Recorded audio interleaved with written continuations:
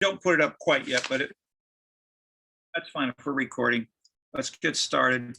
Anything anyone wants to raise procedurally before we go right into this session about your individual papers? Or, I mean, we'll join them with the readings as we proceed, but if there's anybody who has something administrative they want to raise, please do.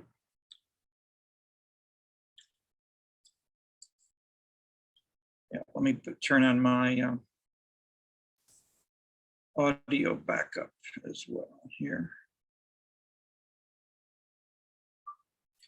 Okay, this section is quite different from what we've seen before, and it's got a huge difference between the two main writers, and it's really about the discipline of anthropology.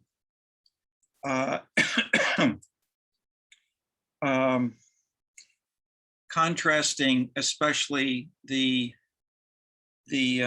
French and the US, but behind that are bigger themes of transformations of culture and ideology and all kinds of things through the whole 20th century up to present.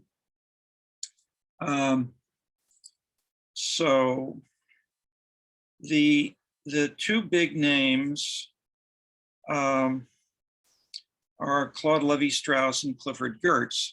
The third big name we've dealt with a little bit elsewhere with Vildovsky is Mary Douglas.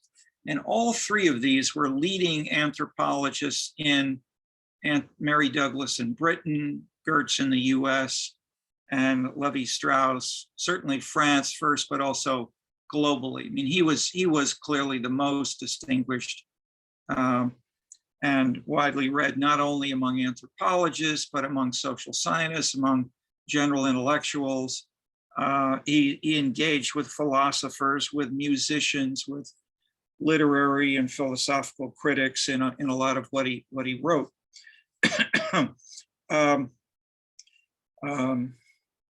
His own highest degree was in philosophy, as is true of many people in France. So they have this. Durkheim had the same. Mauss, Raymond Aron, they had the same kind of general background, and the Parisians in general philosophized, just as the people in the U.S. by contrast, and especially Chicago, are known for not doing that, are known for being much more empirical. So what he's done here is join these two traditions.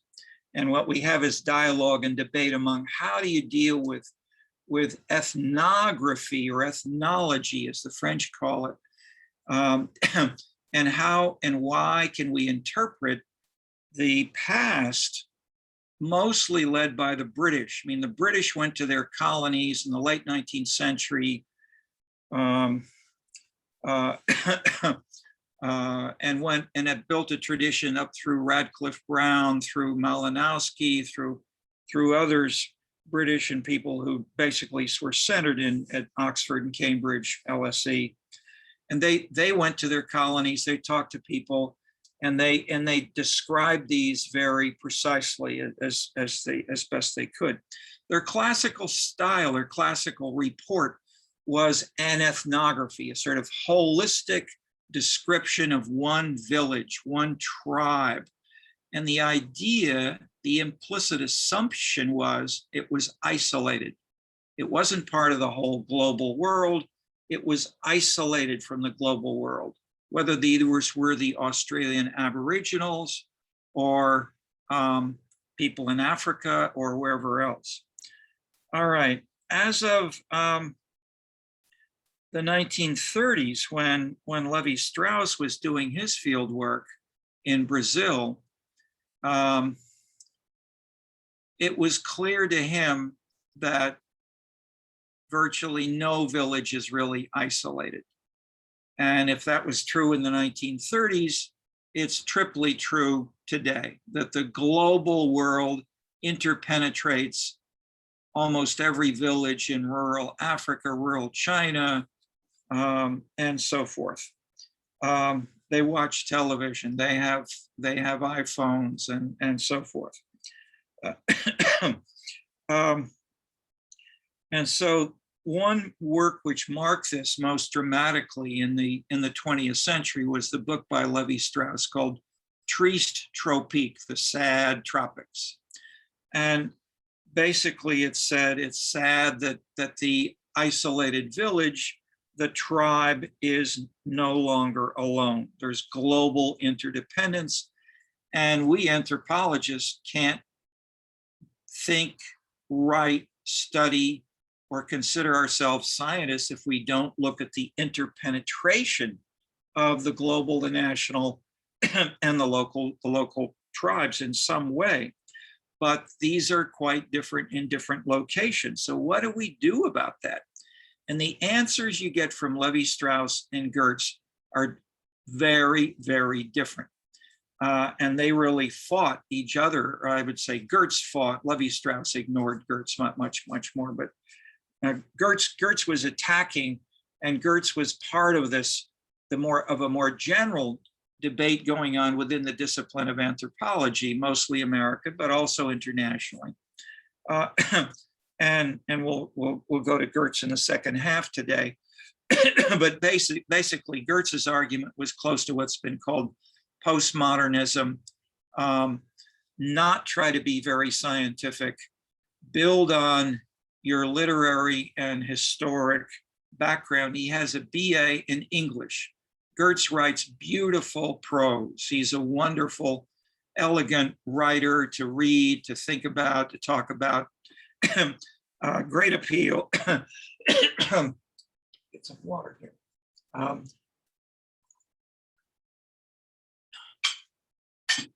And he's very, all these people are very, very smart for sure. But Levi Strauss and Geertz drastically disagreed. Levi Strauss basically saying, we are scientists. We want to do everything as best we can in a scientific mode. Geertz started out that way. He had a BA in English, but he studied at Harvard with Talcott Parsons and with the top anthropologists there. And he was close to Parsons, who linked, of course, back to Max Weber and Durkheim and so forth, as we saw last session, in trying to build on that perspective. And he did then field work, but it was different from the traditional British. So I won't go into that in detail yet. But we're contrasting it with Levi Strauss, who instead drastically changed his whole approach from the 30s onward.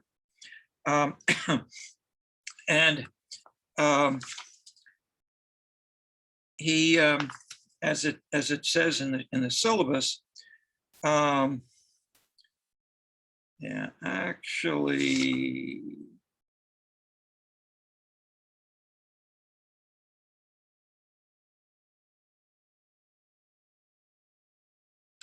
I'm going to introduce Levi Strauss. Rather than telling it to you, I want to introduce it the way they both have really done more, through the arts. And the art here is Wagner, and in the case of Levi Strauss. Let me change the order. Sorry, apologies if it takes you a minute or two to find this, Wenmin. So maybe close that down for now. Let's go to that after Baron, after the music. These are both, if you just go to the syllabus, all of you can find in the future, or how many of you might have even looked at these? Have you listened to any of these? No, okay, let's do so right now. The way I've usually done this in class is to show both of these, or show the first one entirely, it's 6 minutes, and then the beginnings for a few minutes of so the first is Barenboim. It's on page 9. Yeah, maybe my numbering is a little different, but if you're in the Levi Strauss section, it's a page in the middle there called Barenboim 6 minutes. If you just click on that address, it comes right up on YouTube. It's a 6 minute overview. Okay, this is a selection from Daniel Barenboim, star conductor, living in Israel, Jewish, proud background, but also having also done his career he grew up in Argentina.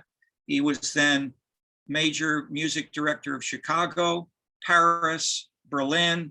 I'm not sure he was music director in Berlin, but he's recorded with the Viennese. He's a real star. And what these people then do in conjunction with Wagner is to go to the village in Germany called Bayreuth, and they record some different new interpretation of Wagner. And the theater is just as important as the music. So that's they all join, which we'll see here. But so pay attention to the words, pay attention to the feelings you get in the music, which link to the words. Pay attention with the characters, pay attention to the way the whole thing is performed. And you have dramatic presentation in a powerful way by Barenboim. Yeah, how many of you have ever seen a Wagnerian opera? Okay, none. I mean, that's typical. Most USC students, you're smart, you're general education, but we are expanding your general education a little bit more. Okay, so let's go to Barenboim, and then we'll go to Derek Cook, is the leading Wagnerian interpreter in England, in the English-speaking world, and he's got a brilliant sort of interpretation of what we'll see. So try to get an intuitive feel for this with Barenboim, and then we'll go on with Cook, and then we'll show how Levi-Strauss himself says, my whole book, my 4-volume work is an anthropological adaptation of what Wagner did. That my theory, it's not just Durkheim and Max Weber, it's Wagner. And we will see how the arts directly inspired the kind of analysis that Levi-Strauss is doing here. Okay, so Barenboim, please. Shall we all watch it separately, or will we watch it together? No, yeah, let's watch it together. Then we can talk with each other, because and you may be you'll be out of sync with one another if you start at 30 seconds later. Then we'll just have noise. Yeah, assuming that the sound comes out pretty well. Sometimes it usually does, but shout if it's not perfect.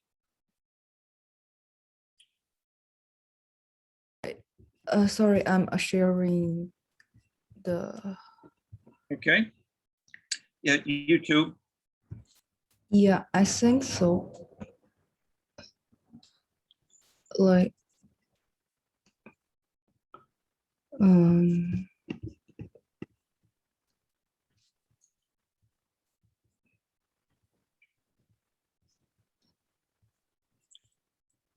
That looks good. it looks like, can you see the screen right now? Yeah, that's perfect. Just click on the triangle if you can see that to start it. Does that work for you? Yeah, just start. That's perfect. Yeah. Okay, do you all hear the sound? Yeah. So far, but it's not very good. I just heard a little bit. Can you make it maybe the almost maximum volume on your own machine, Wenmao? Yeah, it's the maximum.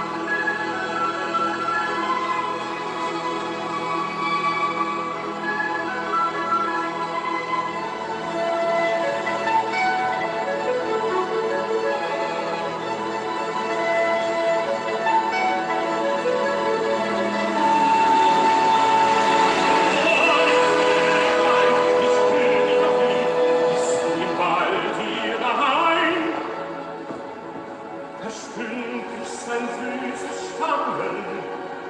Gewiss sagt es mir was, vielleicht von der lieben Mutter.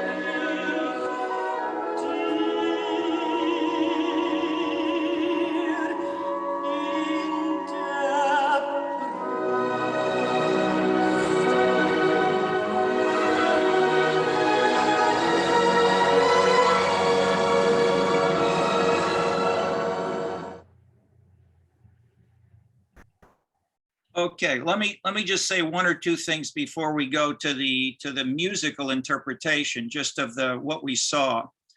First, the first short scene was Wotan, who's king of the gods, with his sword. The next scene was the Brunhilde and her Valkyries. Brunhilde is one of the illegitimate earthling children of Wotan. Wotan has had a fight with his wife, Fricka, and she said, you've been wandering with these earthling women and you've had children from them. That is immoral. You must kill your own children. And so he said, oh, but I'll build you a castle. We'll build a castle in the sky that's a huge, magnificent thing. And so he does. They steal the gold from the Rhine. They pay the giants who built the castle with the gold, but the gold is a symbol of capitalism, money, tragedy that kills everyone that touches it. And so then Fricka says, you gave me that castle, you still must kill your earthling children by your own hands. And that's the drama of the 4 separate sections. So the first is on Siegfried, who's his son, who is raised in the forest with that bird. So Siegfried is the male hero, and his half sister, in a sense, is Brunhilde, and she was the one who led the Valkyrie down the stairs. And what they were doing with those basically white covered bodies was transporting those warriors to their final resting place. So it's all about death. The last section then is called Götterdämmerung, the twilight of the gods, and that starts with Brunhilde and Siegfried being lovers together, but they in turn are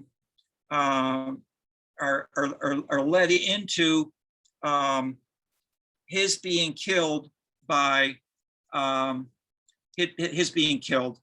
And then she in turn is so distressed with the tragedy that she is, and with what the gods are doing to them, that she in turn burns the whole castle. And because she has aspects of the gold, she has enough of the power of the gold to destroy the whole castle, and all of the gods in the world are destroyed. And that's the end. So it's a tragedy. Okay, so how do the pieces of this come together? That's what we're next going to hear from Derek Cook. And then we'll think of how does Levi-Strauss, if you read Levi-Strauss, how is Levi-Strauss doing this in his mythology analysis?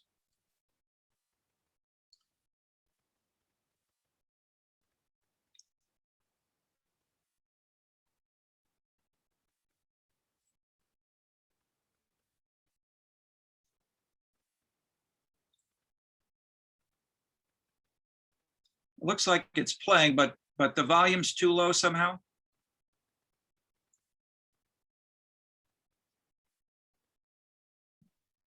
It might be because you're muted. Oh. Of all great musical compositions, Der Ring des Nibelungen is by far the largest.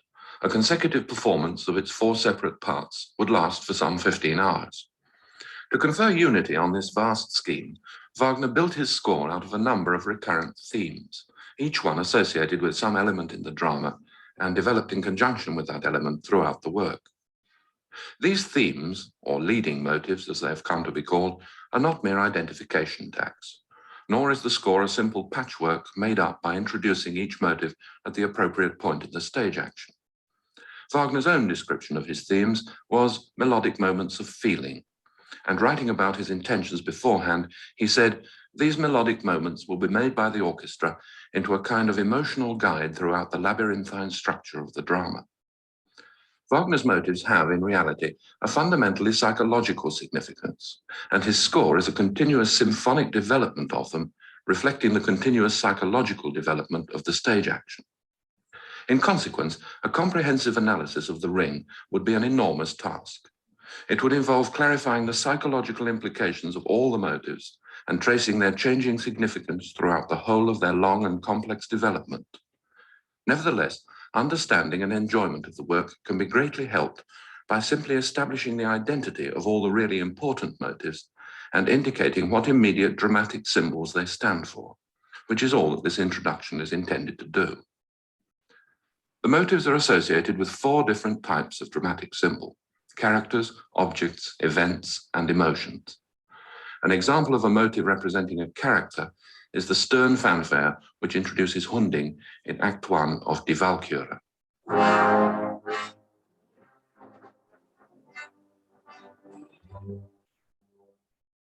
An example of a motive representing an object is the genial theme associated with Freya's golden apples. This is introduced in scene 2 of Das Rheingold.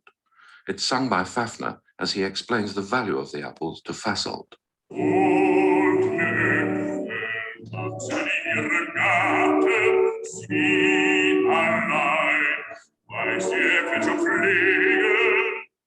An example of a motive representing an event is the brief agitated figure on the woodwind, which follows Alberic's threat of violence against the Rhine maidens in scene 1 of Rheingold.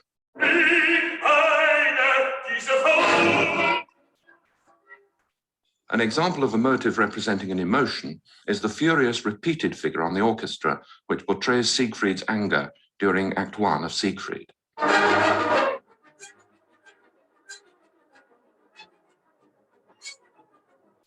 Any idea why we're not getting the music? Maybe it's the volume. Motives in the Ring.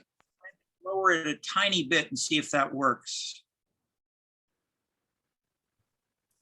Sorry? Yeah, maybe lower your volume a tiny bit from the maximum, maybe on your own machine, and then try to back up and play it again. Just 15, 30 seconds. That's enough. Motive representing an event Is it okay? is the brief agitated figure on the woodwind. You have to wait for the music to see Threat of the violence music we're against losing. Rhine maidens in scene 1 of Rheingold.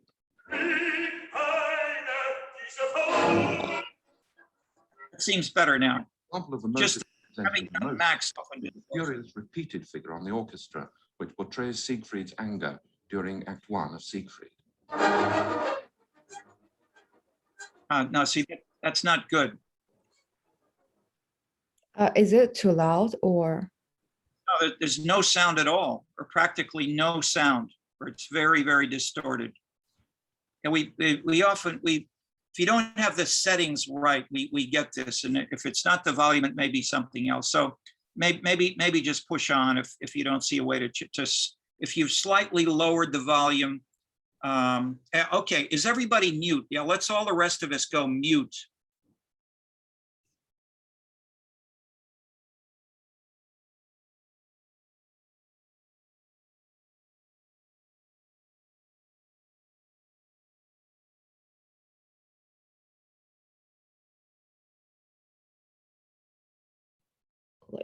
Like, is there a sound like just now?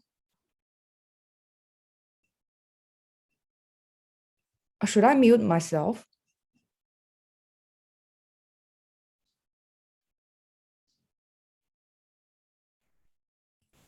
An example of a motive representing an emotion is the furious repeated figure on the orchestra, which portrays Siegfried's anger during Act 1 of Siegfried.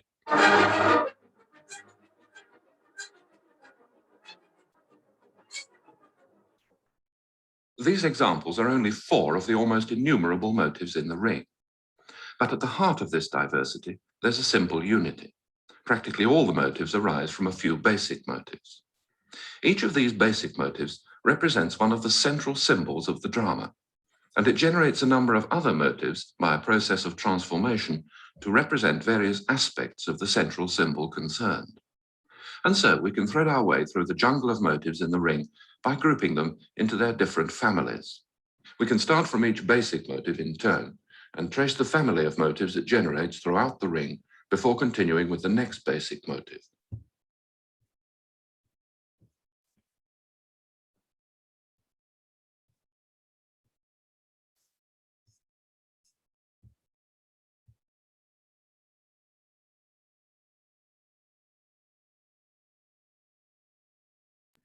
Dr. Clark, you're muted. You're muted.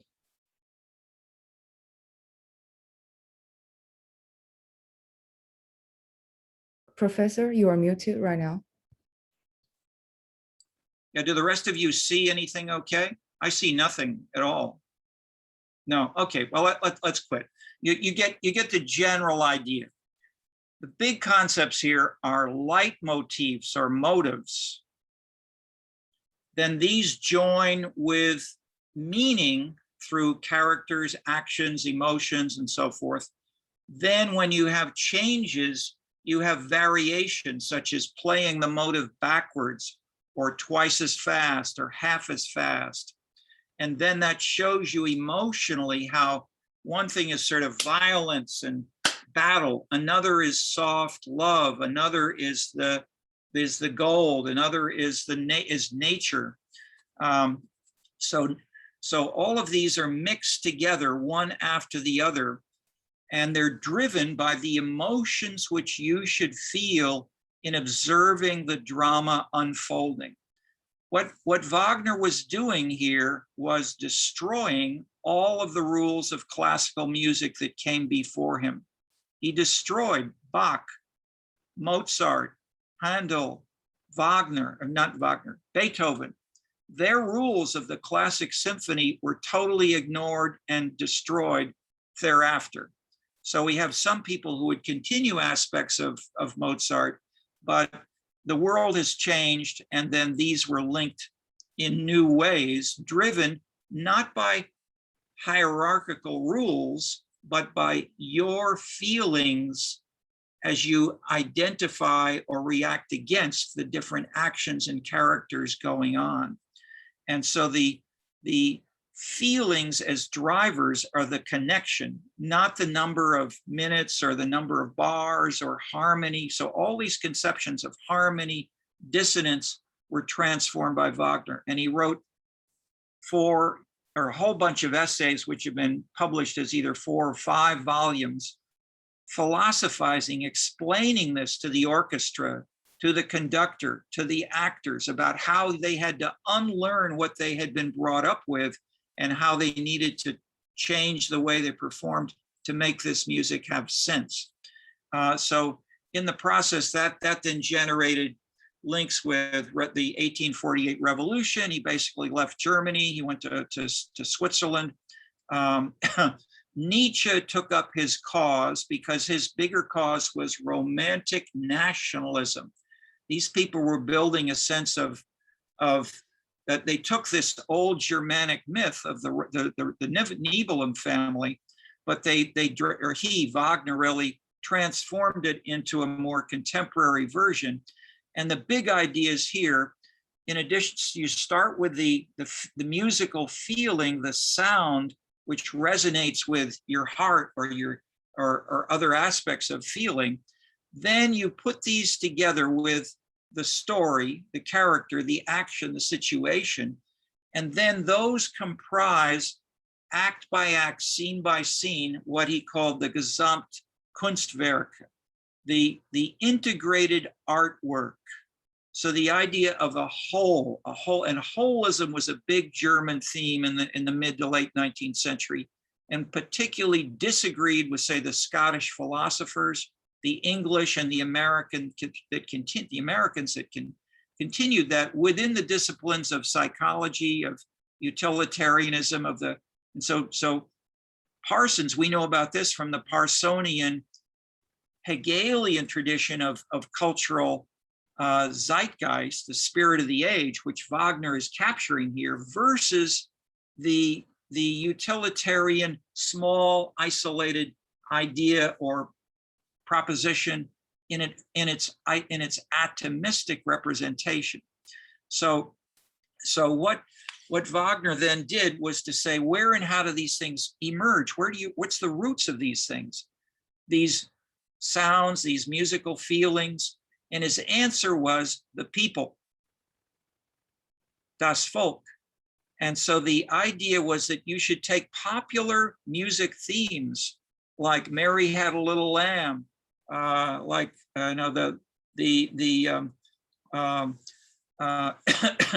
popular folk songs that go back for centuries even, and then transform, either maybe sometimes use some of those elements, other times completely transform them, but give a sense of how they resonate with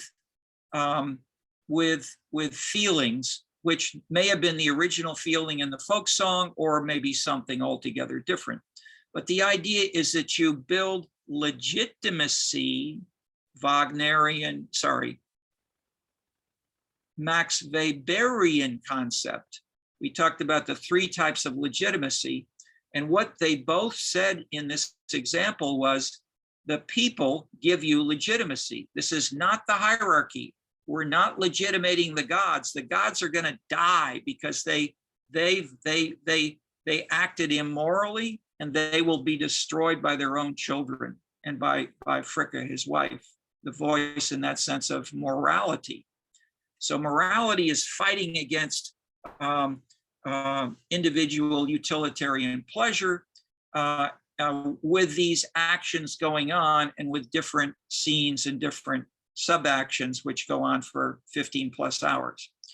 Okay, so if that's the quick overview of the bigger Wagnerian idea, what Derek Cook was pointing out was how these resonate with your feeling, and you have at least a bit of a sense of that, both from what he was saying and the earlier bits from the four works as Barenboim interpreted them. Okay, this was hugely popular stuff in the late 19th century. The leading French intellectual poet, who was the model of late 19th century Paris,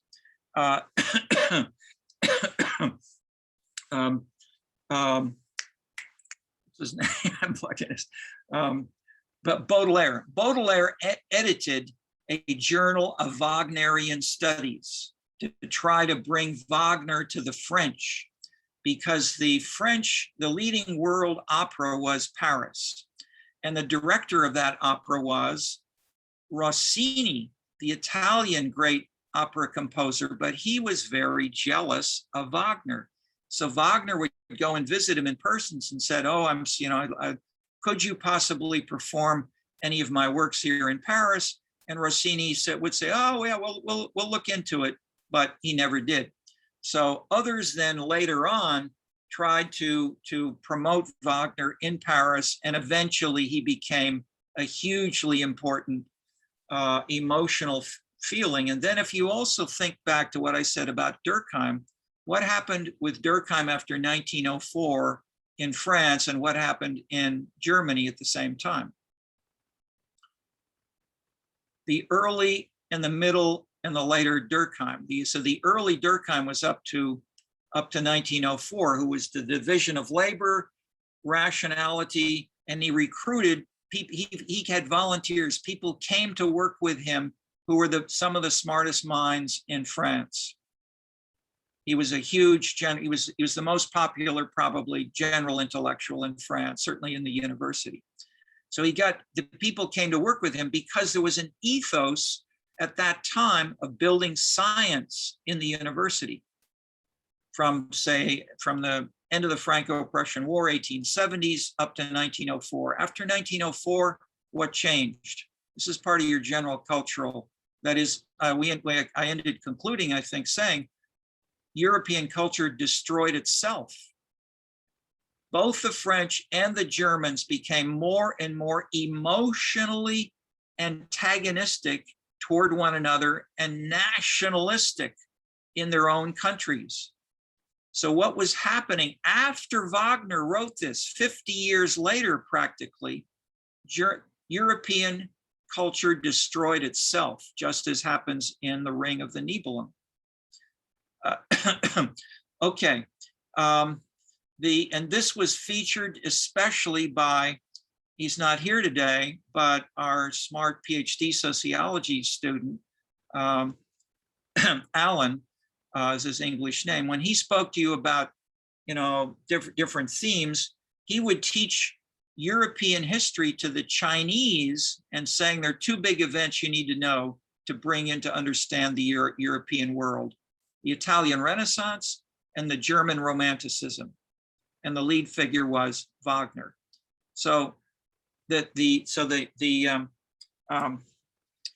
Okay, so the other related sensitive theme is what happened in the 20th century. Some of the Germans after World War I, or that is in Vienna, the director of the opera, the Vienna Opera, was Mendelssohn, and Mendelssohn performed lots of Wagner just before and just after World War I. And one of the persons who came and was transfixed by it was named Adolf Hitler. Okay, so Hitler championed Wagner, and that obviously destroyed that. And so it was played in some of the Hitlerian kind of activities, and that in turn absolutely destroyed Wagner in the rest of the world up to, I would say, the present time, practically. That is, you mentioned, if you go down to the Auditorium Theater in downtown Chicago, you will see Shakespeare, maybe Rossini. You see 4 or 5 faces, and then their names are below. And the face of Wagner is up there, but his name is removed. And he was just not performed in England, Scandinavia, the US, after World War II, basically. So I showed you the Barenboim dramatic performance because Barenboim was basically 1 or 2 generations after that. And he said, this is brilliant, world-changing music, and you folks in Israel should not be isolated from the brilliance of this music. So he was invited to perform in a major national celebration in Israel, and he said, I want to perform Wagner. And they said, oh, no, you can't do that. We don't, Wagner's illegal in Israel. So he said, well, okay, I'll do something else. I said, okay, will you come? So he showed up, and what did he do? He performed Wagner. So that scandalized everybody in Israel. There's a whole book written about this. But he was, and his own son was living as a conductor of an Israeli orchestra that included half Arabs and half Jews. So Barenboim and his family were trying to build a more integrated, understanding, and tolerant Israel, which meant working with the Arabs. And so it also meant listening to world classically important music, even if it had a bad name. And so he then has been performing, as you can see. He then went to Bayreuth, and so Barenboim. And so I'm giving you this feel because the other related event, which is dramatic and similar, and I choose deliberately Jewish interpreters, is the book which came out about 3 months ago by the music I think he's the music editor of the New Yorker magazine. So the New Yorker magazine, the lead certainly for New York, but in many ways nationally and internationally important, is the New Yorker magazine. And this is a review of the book by Alex Ross, who's editor. It's a 784-page work on Wagnerism, art and politics in the shadow of music. So you can read the text of what he has to say, but basically the book presents this particular ism as an overwhelming force containing, like atomic energy, constructive and destructive powers. And that's what you get in the musical themes. That's what is illustrated as well by the history I've given you of this opera, that this Wagner himself, the opera itself is the destruction of the gods. It was powerful in Vienna enough for Mendelssohn, Jewish himself, to be performing this, but got misappropriated, if you will. And so the world opera companies destroyed Wagner, and it's now nevertheless slowly coming back with people like Alex Ross. That is, people can't write, I wouldn't say everybody, but to write this forcefully and powerfully and to have a real audience, you practically have to be Jewish. And that's what we have with the New Yorker interpretation, Mark Swed and so forth, Alex Ross. And so the same thing is, if you read the secondary literature on Wagner's debates, so forth, and how he was misused, you find the same kinds of things being said. Nevertheless, when Levi Strauss, Jewish as his name obviously implies, like the Genes in San Francisco, he grew up both Jewish as an artist and as a French intellectual, and yet in those years of French and German nationalism rekindling in the streets of Berlin, in the streets of Paris, where you had the fascists, the communists, the Nazis killing each other, destroying Jewish shops in Berlin. This was all going on. This was going on somewhat later. So a little bit later, but in the 1930s. So Levi Strauss's own personal upbringing was closer to the 1904 to 1914 period in France. So he could feel this in most of the leading writers, musical, general intellectuals from Germany and France and much of the world. I mean, the power of this and the internal combustion and atomic energy, in a sense, was fighting itself. And so,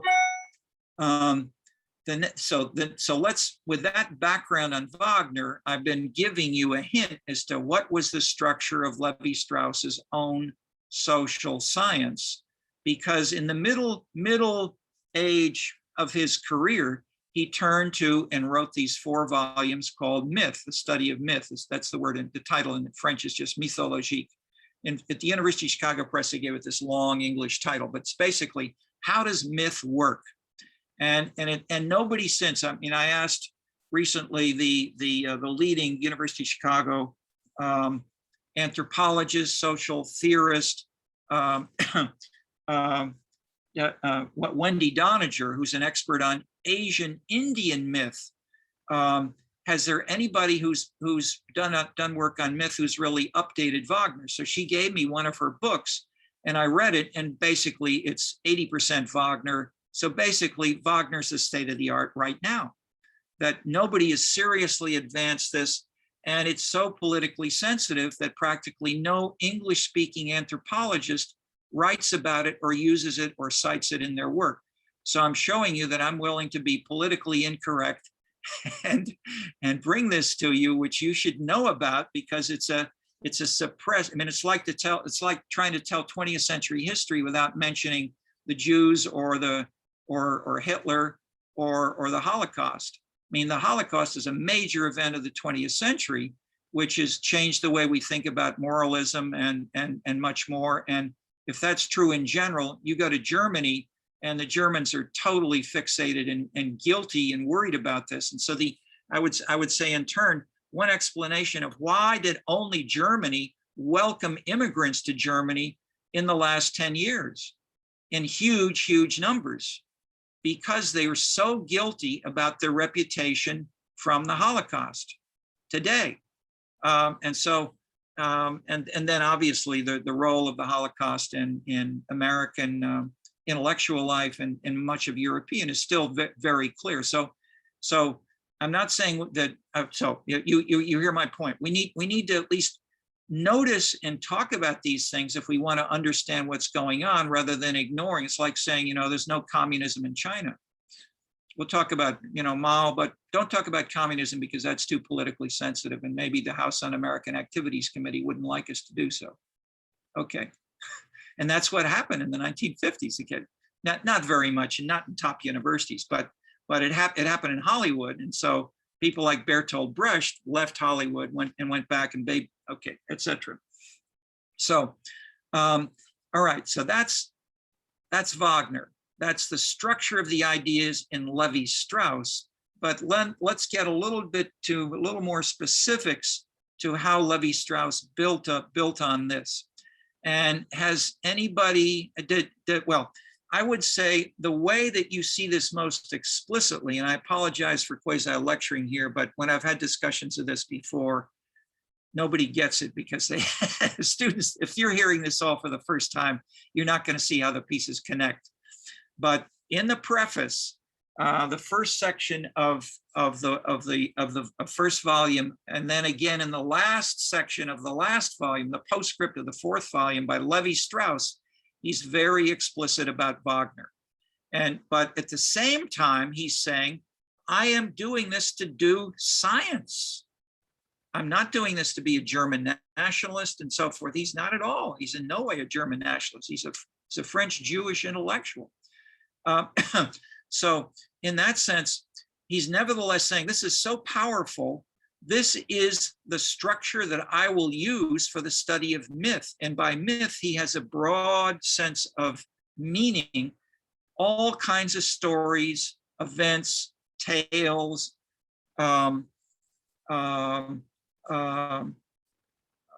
stories of all sorts that are told by people and he mostly focuses on the Aborigines, basically, of Brazil.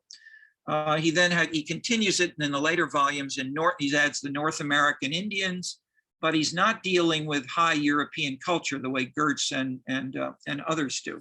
He's dealing, and he's using these going back 50, 100, several hundred years into the past of these tribes, but they were very different from one another. That is, even though Brazil's a huge country, many were in the jungles, but there were hundreds of little tribes, and they had very different structures. Okay, the big structures that in addition to the model of Wagner, the big structures that Levi-Strauss wrote about in his earlier work were kinship.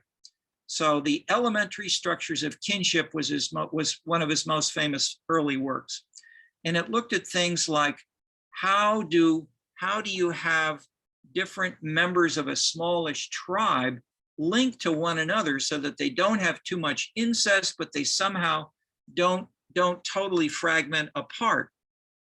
And the answer was what he called cross-cousin marriage.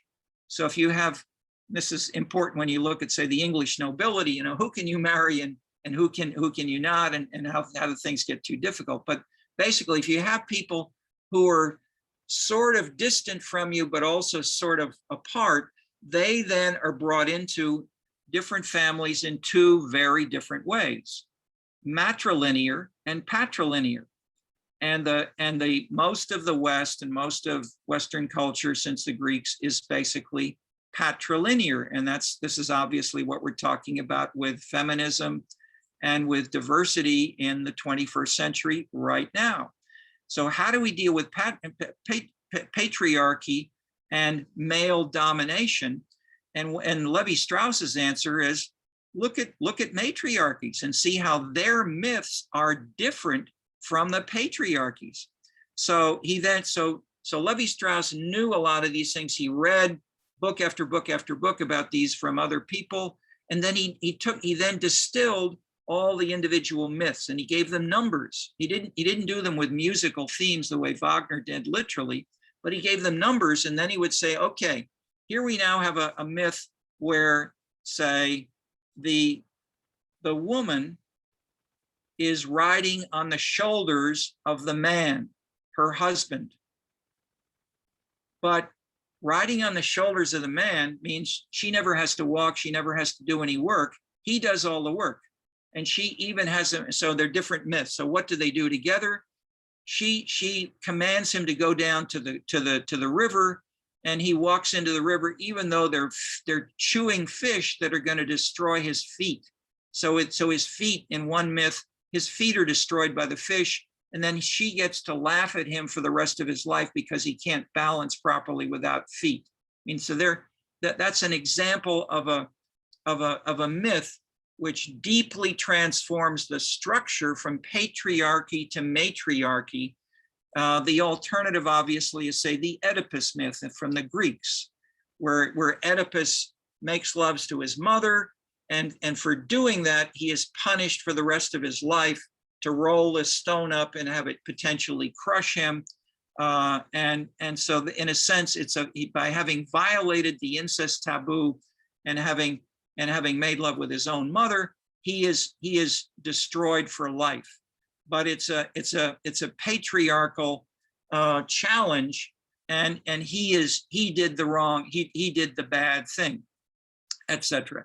So you have a mixture of morality of what is right, what is wrong, what is the nation, if you're thinking of Wen Mao, thinking about German pride, thinking about capitalism, gold, thinking about all the myths which were in the posters in China in the last 50 years or in Russia for the 20th century.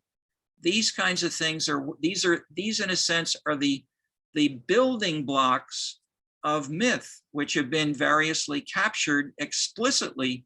Stalin, and we'll talk a little more about Stalin later on with the ways that this was done, by using the best musician in Russia, Prokofiev, collaborating with the top film director, Eisenstein.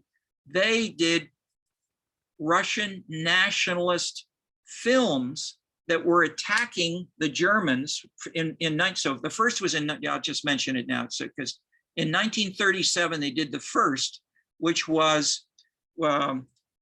shows the threat of the Germans invading Russia and this did happen. Historically, both of these are about true historical events, but they're made into a drama. And so that the true historical events were that the German and some Polish horsemen of the Holy Roman Empire invaded Russia. But as they were charging into this area, they went over a lake, and the lake was frozen. And when they were on top of it with all their horses, the ice collapsed and they drowned. Okay, so you have a mixture of drama, music, action, war, and tragedy among the people involved. Okay, so that Russia was saved because the gods melted the ice. And that's how Stalin was saying behind that, we will take the Germans the same way as they were destroyed historically. Okay, that was 1937 when the war was almost coming along. Next, 1943-44, the Germans surrounded the city of St. Petersburg for over a year, and they did what Genghis Khan did. They tried to starve out the residents. So many of the residents left, but many died, but the whole city of St. Petersburg basically was destroyed during that year, when the Germans never actually invaded inside the city because they wanted to starve them out. Okay, when that was happening, they made the second film, which was called Ivan, the Russians say Ivan the Formidable. They don't say the Terrible. This was the first Tsar, and the first Tsar made himself distinctive because after 250 years of occupation by Genghis Khan and the Mongolians, called the Golden Horde inside Russia, they built, you then have today, the leading cities, the three largest cities in Russia are Moscow, St. Petersburg, which was strongly Western oriented, and Kazan, which was built by the Mongols. Okay, so the triumph of the film and of historically the way that he became the first Tsar was that he said, I will capture and destroy the city of Kazan, the Mongol city, and I will drive the Mongols out of Russia. And he did. And so basically this film is celebrating the construction of Russian national identity in a way that parallels the 19th century Wagnerian construction of the Ring of the Nibelung, and so there are books on this now which show, I mean, looking at the historiography of how the Russians have written about this for centuries, because this all happened in the 1400 roughly, how the Russians have handled 250 years of occupation, then showing it persists, that you have hierarchy in Putin today in aspects of the Mongolian, Asian sense of hierarchy. So in my global local politics, we have a couple of sessions on Genghis Khan, because not only he's the only person who ever unified Russia and China as a single country. He went all the way to Iraq, Iran, Poland. He destroyed all the residents of the leading cities of Beijing, the capital, all the residents of the leading Russian city. He killed and destroyed all the leading residents of Iran and Iraq. And the populations of Iran and Iraq never got back in the 20th century to where they were before Genghis Khan. So the residue of this reign of terror and self-destruction is not made up by people like literary writers and musical writers. This is part of world history, and where and how it interpenetrates with world history is something you don't get in the Disney films. The Disneyfication, if you will, is the transformation of the Brothers Grimm. The German Brothers Grimm codified sort of European folk culture, which was used by Wagner and these other people to say what's authentic German folk themes. They used the Brothers Grimm. The Italians did the same sort of thing. When this gets to Disney and to America, there's almost never a tragedy. Okay. Even though we have a PhD student who showed, just to link this as well, in the 1930s, who did Walt Disney, who grew up in Chicago, then went to Hollywood, who did Walt Disney vote for? The American Nazi Party. And so the student here in sociology basically showed that you have characters in Disney that are higher and lower, that they have different ways of, and in the films, they have, Wagnerian elements of the high and the low of different animals. So in the animal kingdom, in one of the most famous, you have the darker faced, lower animals fighting against the lighter faced, more cultured other animals. So in a sense, these may be there unconsciously in ways that we may not realize. How many of you had heard that Walt Disney voted Nazi? I didn't know that myself until USC student dug this out. Okay, so these things are all interpenetrated, even in works that we grow up with from the Disney classics. Then the advertising you see on American television. People use a particular musical theme again and again and again to sell cigarettes, to sell Ford motor cars, to sell Tide soap. These kinds of uses of music combined with the meaning of something else is what is written about by Alex Ross, that we live in a Wagnerian world and we just don't realize it. And so what he's doing, especially because it's taboo to talk about this stuff, is to try to show you some of the deep cultural structure which we are embedded in, and which Levi-Strauss is trying to articulate as well. So he uses these abstract, I say abstract, I'm gonna give you a simplified example of the husband sitting on the wife sitting on the shoulders of the husband, and one example of one myth. But what Levi-Strauss does is I would say the most important thing is not how he actually implements it. Because I would say the quality of the field work was rough enough that he had to work with what he had. He didn't have consistent US census or German or other census that was systematic and comparable. He had the reports of individual case studies, which are by virtue of the vast differences in the lifestyles.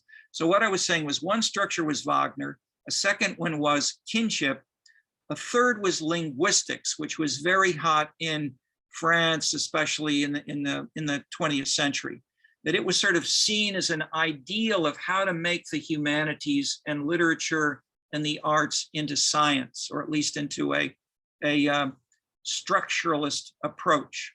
And that term was used a lot, it was overused a lot, but the idea was to be systematic, and if you could, to do so by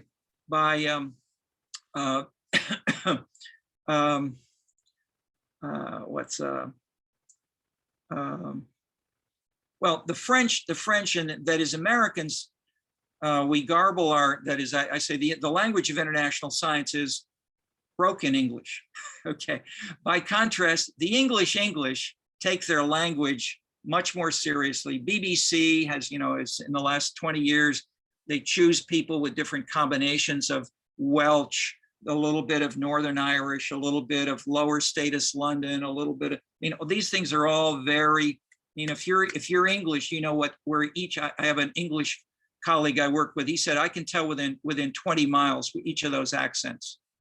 That's how precise those things are. In America, well, maybe a Southern accent's different from something else, but we're not sensitive the way Elazar is in trying to show migration and subcultures, and the way that the data we're now getting permits us to dig more closely.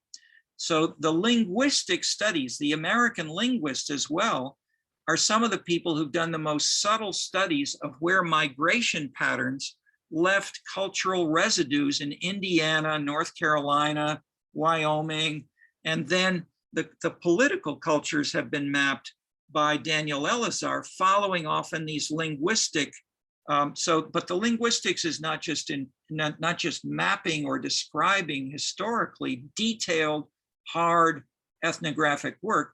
It also has a structure, and the structure of the science of linguistics has been elaborated through the 20th century, with the French often being leaders in showing how you have conflicts between certain kinds of sounds and how the combination of those leads to a resolution, but how the rules of the grammar of the German language differ from the French language, differ from English, and so forth, and how these are embedded in the ways that we speak as well as feel. So in a sense, the structure of the science of linguistics, again, parallels some of these ways of looking at the meaning of grammatical rules as symbolic metaphors, templates for cultural dynamics more generally. So tragedy, comedy, good, bad, patriarchal, matriarchal. These are the big abstract themes which Levi-Strauss uses, because these are the most important visible kinds of themes, or say nature versus people, young versus old, girls versus boys, these kinds of and then cross cousin marriage to try to integrate and bring in people who are somewhat distant but far enough to integrate the whole village. Okay, so these in a sense are the components that Levi-Strauss pulls together in the 4 volumes. And these general points, which I'm giving you now, he takes for granted that everybody knows about Wagner. He takes for granted that you know about Gesamtkunstwerk. So I have to tell you now, because you haven't grown up knowing all of that the way every educated person did before the 1930s, basically, or certainly before 1914. But there was even a group called, I think, the Sociology School in the 1930s, people who were Durkheimian followers and who did things like create a blood brotherhood, which they have in the Ring of the Nibelung. You know, so they press their thumbs against each other and say, we're now blood brothers, and we will defend each other, and we will fight off against it. So it has a sort of a resonance back. So, and what they basically were trying to do in different ways, there were several groups in France which tried to, as in Russia, to create a Russian or a French counterpart that would be better, but be uniquely national, to fight this Wagnerian powerful ring, which was so emotionally and musically important.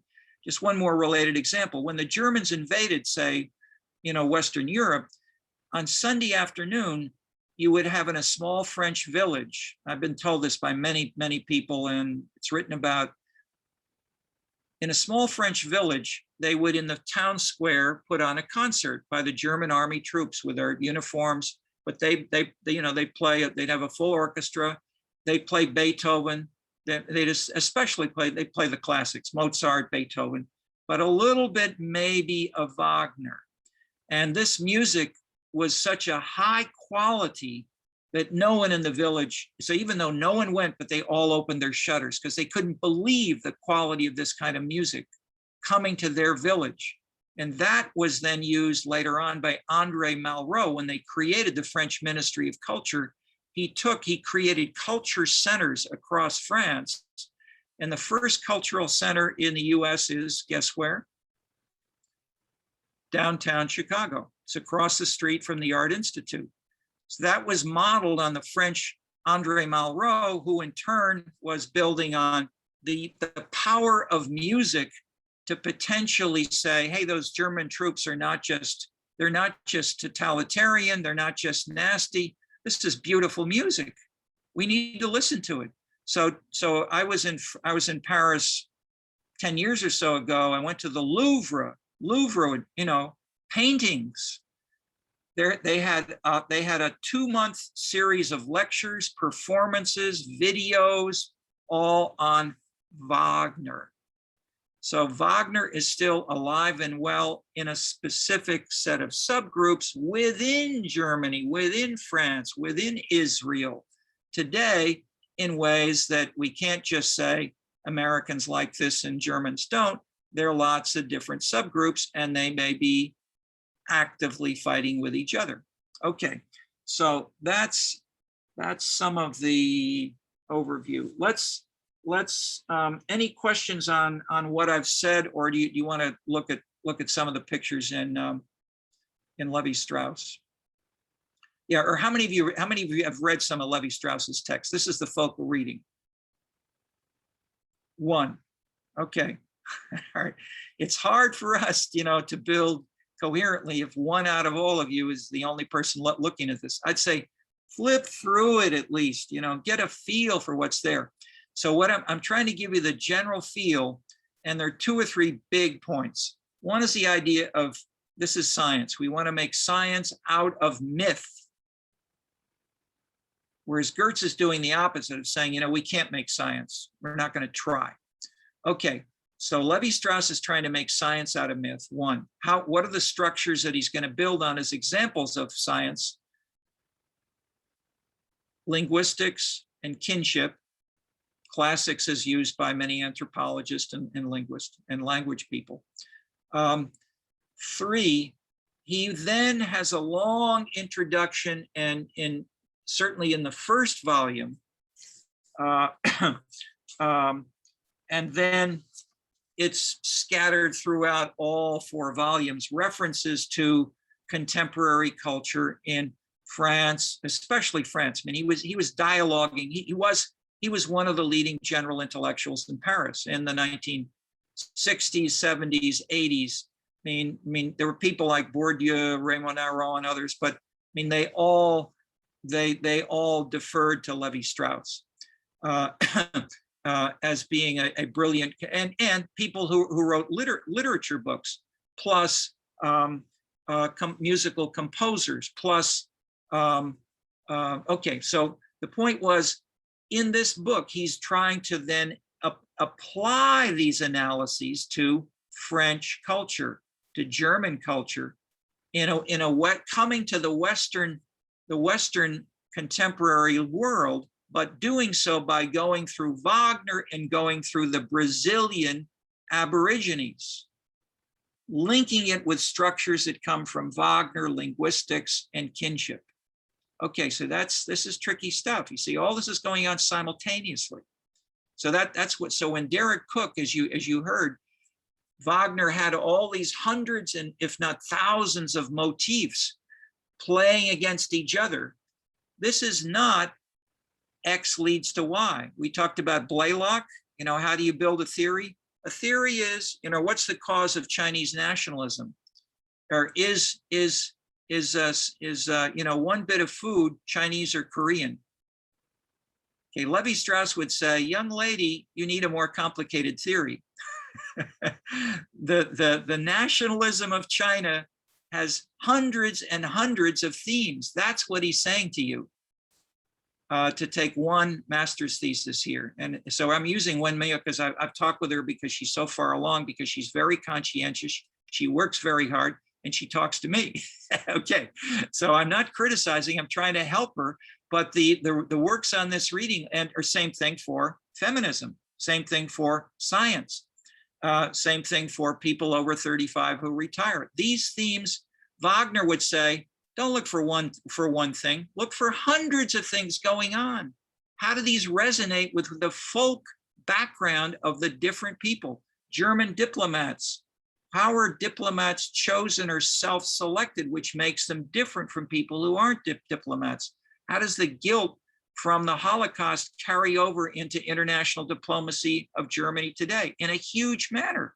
It's a major division between Germany and especially the East Europeans. You say, we don't want any of these Africans or Middle Easterners or whatever. We want European, we want Caucasian faces, as well as Brexit. I mean, the battles within the English, although it's more gentlemanly than it is in Eastern Europe, where it's openly racist, or the National Front, the party in France, where this is openly racist debate going on.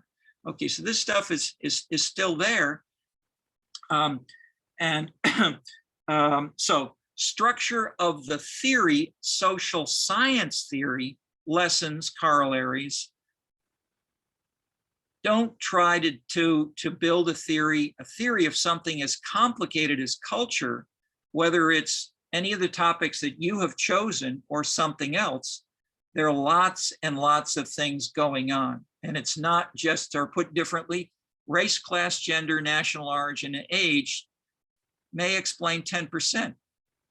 But 85 is not in those things that most people are talking about as part of diversity or social science today.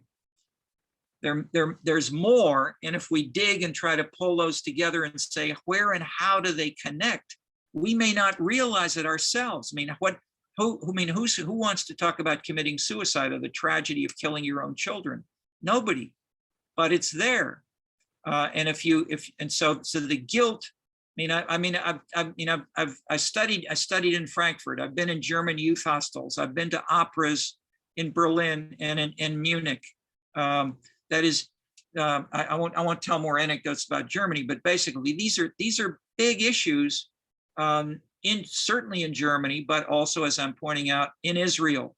What is Israel? I mean, Israel exists because of the Holocaust in a sense. So it's foundational for Israelis to think and talk about these things. Okay.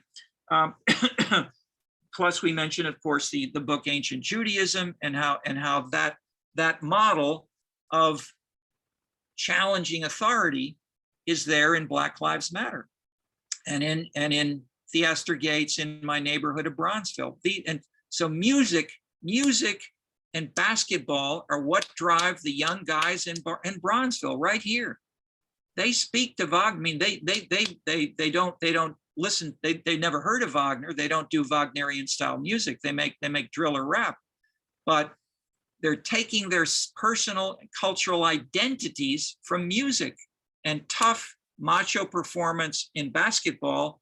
So Joseph He has then gone on and said, let's look at martial arts and how is that a transformation? Okay, so that's another big point from linguistics. That in linguistics, you have the transformation of meaning as you have grammatical rules. So the rules of grammar tell you how the meaning of an adjective becomes an adverb, becomes a noun, or becomes a verb. And you change the beginning or the end of the word, or you put two bits of words together, and that sound, as you combine two participles, two bits of sound and word, are analogous to and more generalizable as a template for all aspects of culture. That's what Levi-Strauss is saying. Okay, so these are the big points which he makes. Let's look briefly, and so that's what you can take away from the beginning section. And he has musical labels for these sections of his book to try to make very explicit his links to musical components, foundational components. Let's look though briefly, if we could, if you can bring it up, Wenmio, at some of the reading, and let's look at a couple of graphics and just get a flavor of what he's did. And so in the first volume, he has a lot of these, and he comments on X and Y. He has some equations. Okay, War on the Crooked is volume 1. So this looks more scientific with some of these things.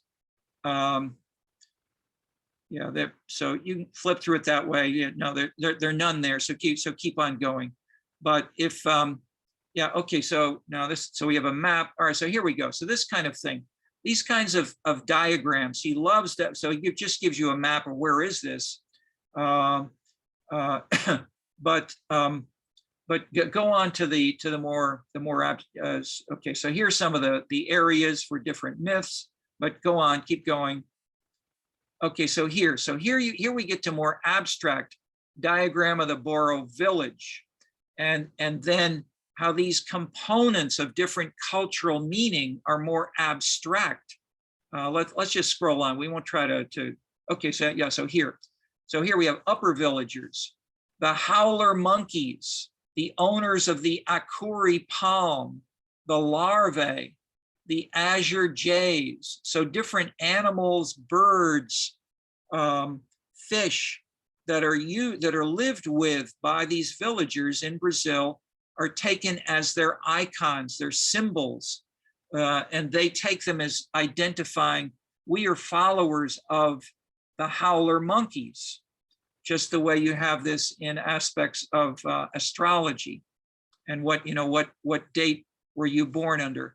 Women of the Tugari, Moitié, exit of the unavenged souls, fence of the, okay, so these are the structure within that they would build with 24 different houses, little houses, but they have powerful religious cultural meaning. Even if in the lower right, we see here when the howler monkeys extinct, okay, etc. So let's scroll on just to give you a flavor of the kind of analysis he's doing that and how it connects to what you've heard me say. So pictures of some of the animals that they're deifying. Go on.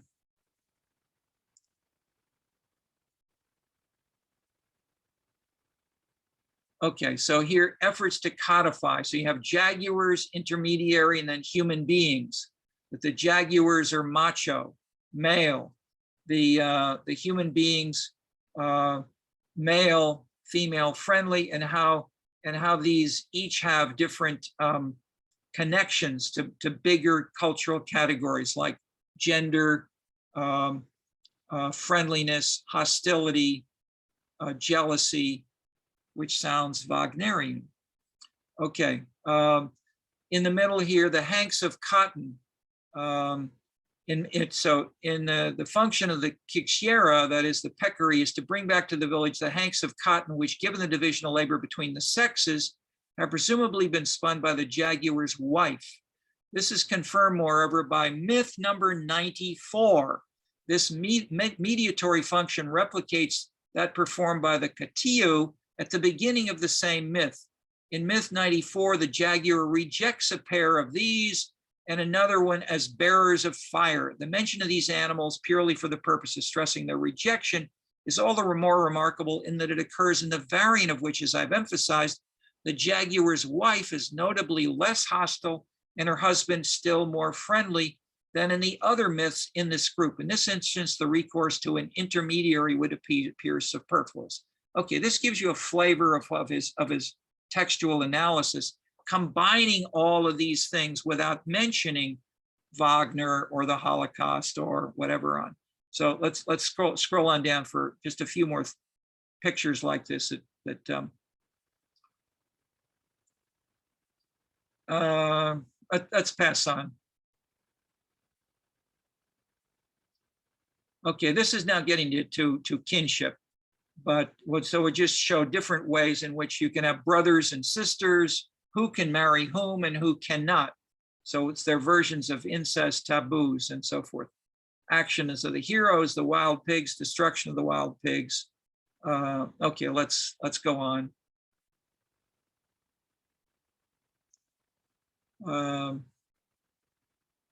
Let's go on. Let's keep going.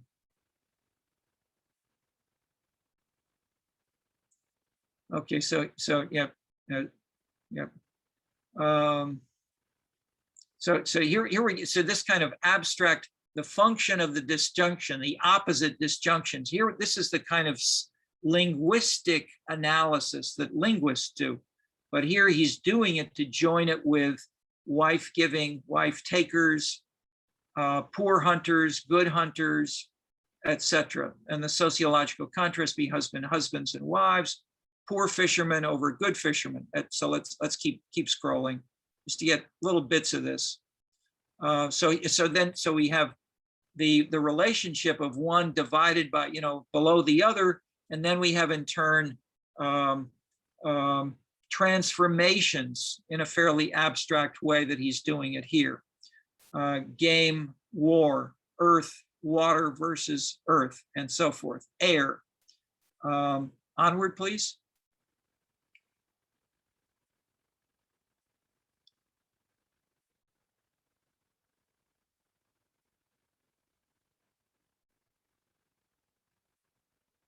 Okay, now just one or two more, but maybe that's where we should quit for now. Let's see.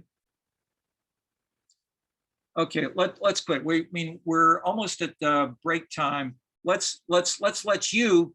I mentioned very briefly some links to your MA thesis topics. I mentioned Blaylock, and you can see how aspects of Blaylock's diagrams, scientific connections are here, but lying behind them, of course, are not just one or two, but there are hundreds. You see myth number 94. So there are hundreds of these myths which combine in complicated ways, which is very Wagnerian. Okay, just as if you take a language, how many words are there in the English language? Thousands of words. And so the point is culture is as complicated as the number of words in the English language. It's not just A leads to B or X leads to Y. And so Levi-Strauss is trying to say, here's the structure of science. We can't use all 10,000 words, but we can take some of them and we can have them in bigger categories and see how analogously we can build cultural analysis. Okay, reactions from any of you as I've invoked the reading, Blaylock, your MA topics, and the continuities and discontinuities from Weber or Marx, Weber, Durkheim, Parsons, because these were all going on in the debates and discussions among all these people.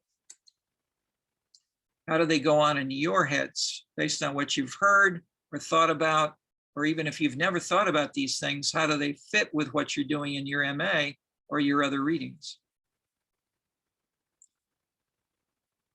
And I'm encouraging you, as you see, you know, flip through some of the pictures of Levi-Strauss. As I said with Blaylock, don't read a lot of Blaylock's text. Look at the pictures. Same thing with some of these other.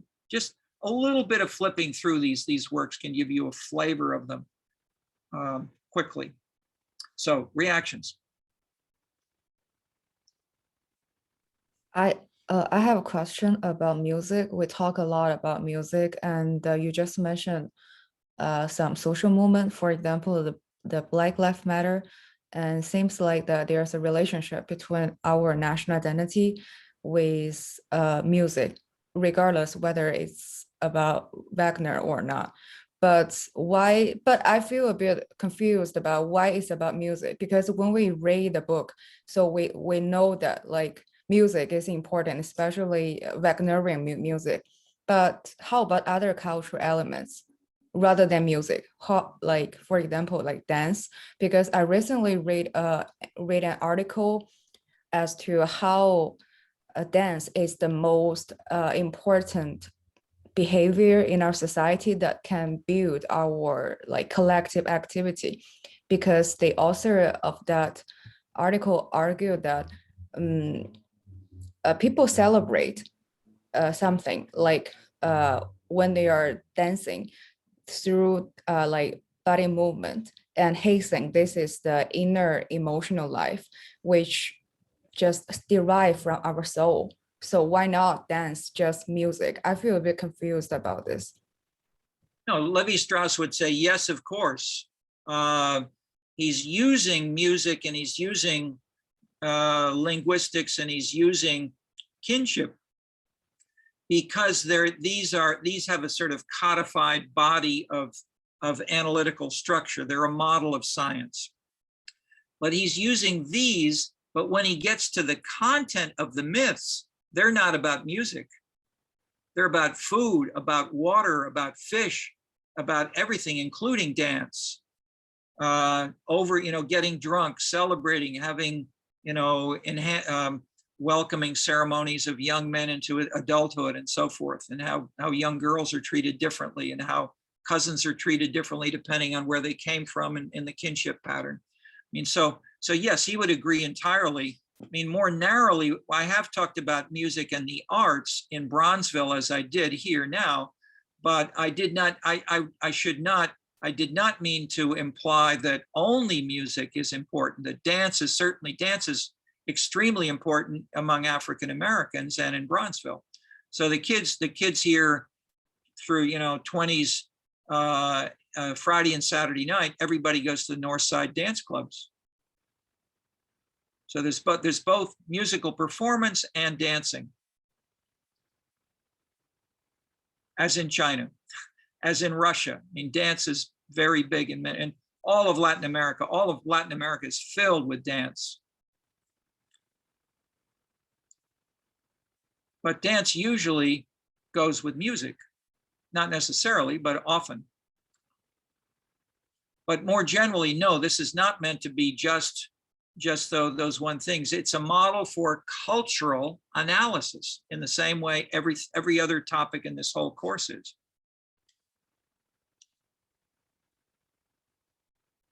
Mao, could you share that article that you referenced? I'd like to read it about the importance of dance. Yeah, sure. Yeah, the other, sorry, go ahead. Do you have something else you're going to say, either the two of you? I mean, like I can just directly share the book on the canvas.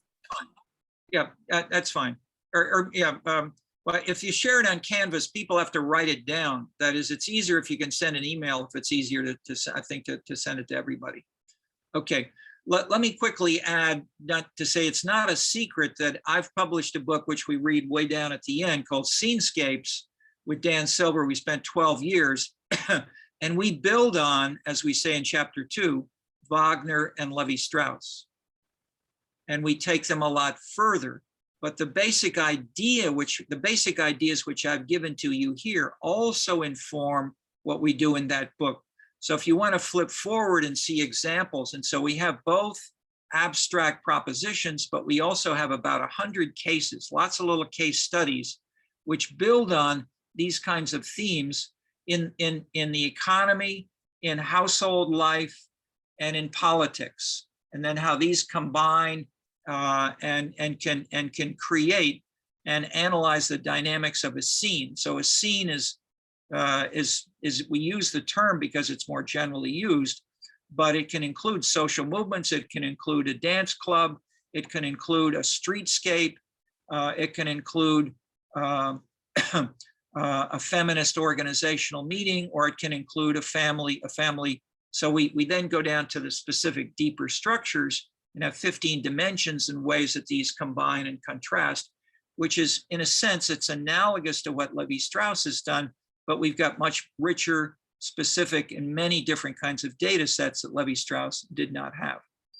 So I'm suggesting that the utility of this for many purposes, which may become more visible in the years to come, but I'm saying, even if you haven't looked at it now, scan this, keep it in the back of your mind, maybe think of a context where it might be useful seriously to talk about in something you're doing or interpreting in the future. More reactions, questions of any sort.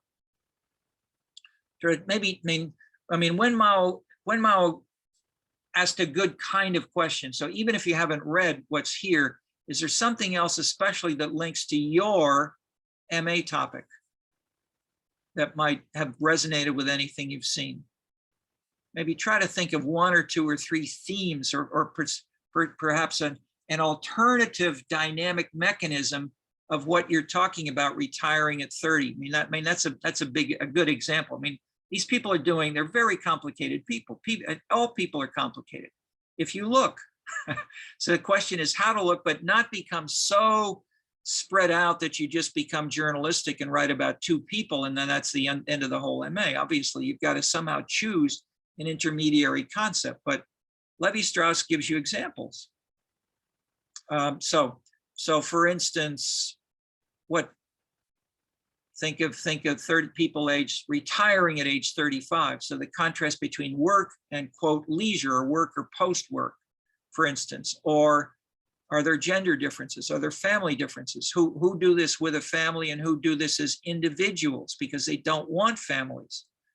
And so can we begin to classify the people on your website who are saying, this is why I want to retire? And I bet you can find many, many different subtypes. How do the firemen and policemen differ from the baristas in Starbucks, and differ from the Hollywood associate directors who've done, treated all these abstract, interesting, complicated themes and discussed them in Hollywood? These are very different kinds of subcultures. But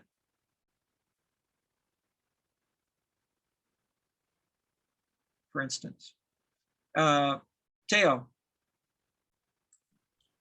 I don't know how well this would correspond, but one of the things I've been struggling with in my project, which now more than, I guess, week 1, has to do with with the implications of alt-right ideology for democracy. It has to do with trying to make sense of an entire organization that may have individuals, these are the Proud Boys, that may have joined for a number of different reasons, that may only fall under this umbrella organization for fortuitous reasons or because of its visibility or because of access.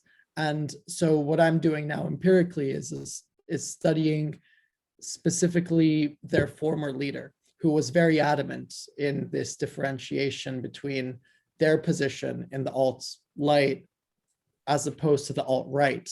But obviously there's significant slippage in there, as we've seen since 2018, when the first violent instances of the Proud Boys began circulating in the media. But I guess it's a question of how to make sense of the whole by this part when the whole itself is so variegated. How can you, reach a conclusion that makes any modicum of sense by looking at one person that may, this person founded the organization and, wrote its original mission and vision, maybe picked the matching polos that they wear, but at the end of the day, it doesn't pick the recruits, doesn't have much more authority in that sense on the direction that the group takes, especially after he's departed. What would you think of trying to add a chapter or a section which might lay out some of the bigger dimensions that characterize the social movements that you're dealing with? It could range from Black Lives Matter, feminists, gays, lesbians, and that there's a book just on four, I mentioned, I think, 4 kinds of lesbians in 4 different cities in the US. So even if you take one so-called single type and showing that this may be a sexual preference that is shared, but the 4 cities redefine lesbianism in drastically different ways in Maine, Ithaca, New York, California, in ways that if you have a little broader sense of what were the Proud Boys are not alone. They know they're not alone. They're fighting, they're arguing, they're competing with a whole bunch of other groups on the web for members, for money, for support, and the like. And so I would, and the same thing with Black Lives Matter, for instance. If you try instead of, yes, doing a case study of just one, such as Black Lives Matter or the Proud Boys is great. And for one MA, you can't do all that much, but you can still have a chapter where you try to lay out, say, what are the big important dimensions that affect the distinctiveness between, say, and how much, for example, are the Proud Boys explicitly reacting against Black Lives Matter? And you can't understand I guess I'm saying it in this direct way. You can't understand the Proud Boys without understanding Black Lives Matter. And maybe ISIS in the Middle East, that's been on television for 10 years, maybe not quite 10 years, but ISIS, Black Power, these are big critical components of violence versus nonviolence, shooting versus not, legalizing guns versus not. These are things that are fought over on television, American television right now all the time. But but if you take these, say, 15 dimensions, call them leitmotifs, how do they combine in how do different combinations of these define the content of social group 1, social group 2, social group 3, and then where do the Proud Boys fit into that kind of matrix would be something which you could do in a comparative context, and then say, I'll now in the next 2 or 3 chapters, whatever, go into detail about the Proud Boys. But even in interpreting, one letter or one choice of one hat or shirt is often made, as you know, from reacting against others who've done it in a different way. That's what kids in high schools here do. And the 13, 14-year-old Black kids in this neighborhood, they've got to read on their cell phones, what the different gangs want you or don't want you to wear, or they can be killed walking home. They're so these are Wagnerian kinds of icons that are matters of life and death for gangs, and or not people who don't want to be gang members. They may have been forced to join one gang, but if they make that shown in a different block as they walk south from the high school across my street, they can be bumped off. So, and that, so that you see how that connects to Wagner, Levi-Strauss, scenes, and typologies to try to get a bigger sense of how macho, what's the meaning of macho in all of this? Which of these have women or not? How much are gender roles? And I mean, for something like these Proud Boys, these are often less educated, lower status men who feel that they're being crushed and they're not getting ahead, and they're losing the status and positions which they used to have. So what can they do? They can shoot, they can kill, they can be hunters, they can use violence, and that's the classic definition of macho going back to the Middle Ages and before, or Afghanistan today. Militias. So violence can be a central theme for classifying these, and when and why, who gets to use which gun under what conditions, who can you kill or not, etc. And then the efforts to say, is Trump backing us when he says, I mean, it's been quoted in the newspapers again and again and again that Trump said, be back, but be, you probably can you quote it? I can't quite get the words right. Stand back, stand by. Stand back, stand by. There we go. Okay, that kind of thing is taken very serious. And so that's a linguistic statement of exactly the sort that Levi-Strauss is talking about. It's abstract, but it has deep, powerful meaning, which they're using.